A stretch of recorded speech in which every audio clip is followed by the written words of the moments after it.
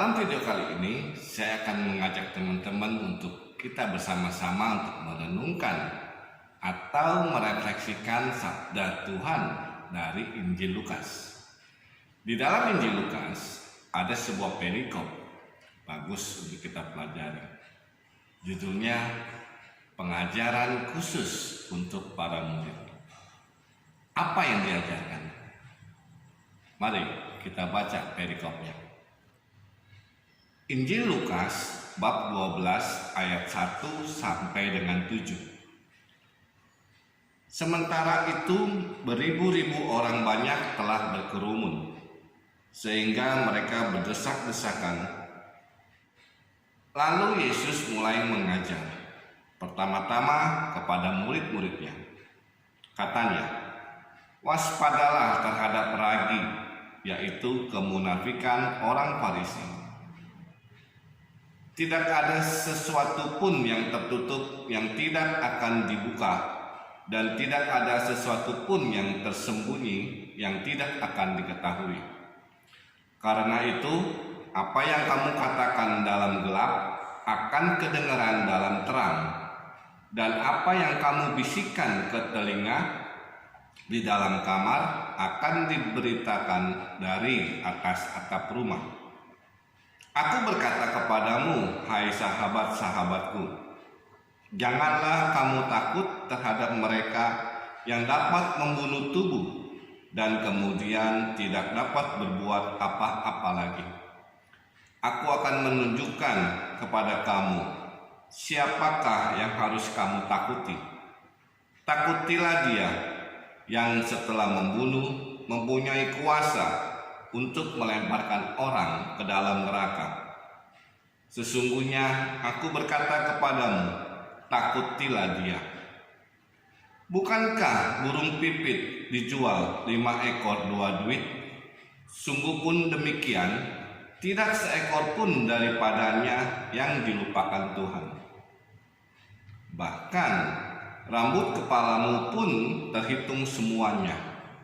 Karena itu jangan takut, karena kamu lebih berharga daripada banyak burung pipit.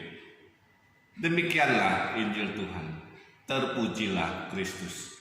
Teman-teman yang terkasih, ketika kita mulai membaca perikop ini, situ dikatakan beribu-ribu orang banyak telah berkerumun sehingga mereka berdesak-desakan. Mengapa mereka berkerumun? Mungkin ingin mendengarkan Yesus mengajar atau membuat mukjizat. Ya.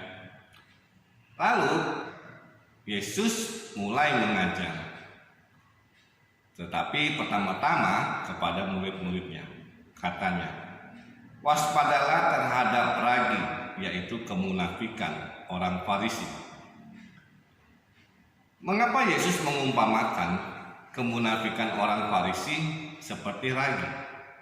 Apa itu ragi? Ragi itu semacam fermentasi, ya, yang biasanya dipakai untuk sebuah adonan roti supaya mengembang. Jadi dengan sedikit tepung roti bisa mengembang dan menjadi roti. Jadi sifat munafik atau kemunafikan itu gampang menyatu dan meluas, ya, dan cepat menular, dan akhirnya akan membunuh karakter seseorang. Sedangkan orang Farisi, seperti kita tahu, kalau kita baca dalam Perjanjian Baru, di situ dikatakan orang Farisi adalah sebagai kelompok pemimpin agama, ya. Tentu saja mereka mempunyai otoritas untuk menyuruh para pengikutnya, ya. Dan dengan menggunakan otoritas itu, jadi mudah bagi mereka untuk menipu pengikutnya, karena mereka mengajarkan tapi tidak melakukan, dan pada akhirnya pengikutnya pun pada ikut, lama-lama bertindak munafik. Di sini Yesus memperingati para murid, ya, untuk berhati-hati agar dosa kemunafikan tidak memasuki kehidupan mereka maupun pelayanan mereka pada saat itu.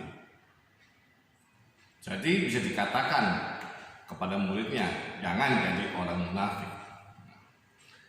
Di ayat kedua itu dikatakan, tidak ada sesuatu pun yang tertutup yang tidak akan dibuka, dan tidak ada sesuatu pun yang tersembunyi yang tidak akan diketahui.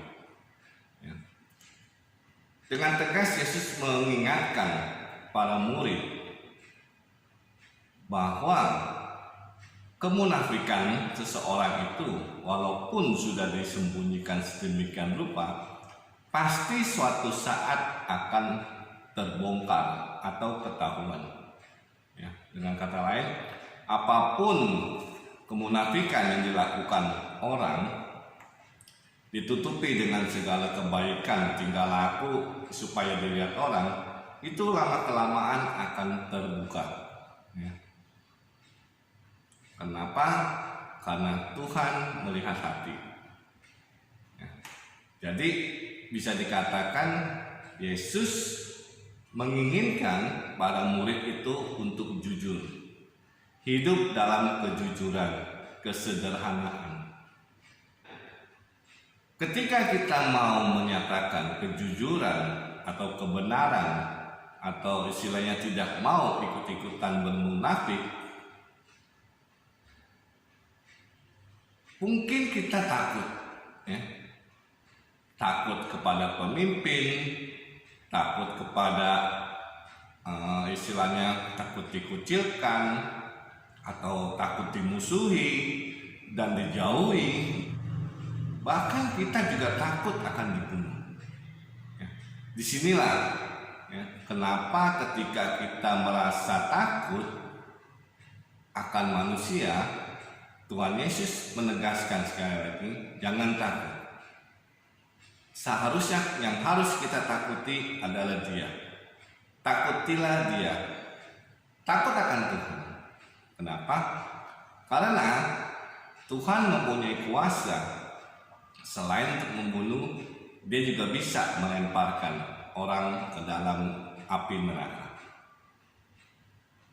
Nah, teman-teman yang terkasih, dari perikop ini kita bisa belajar dua hal.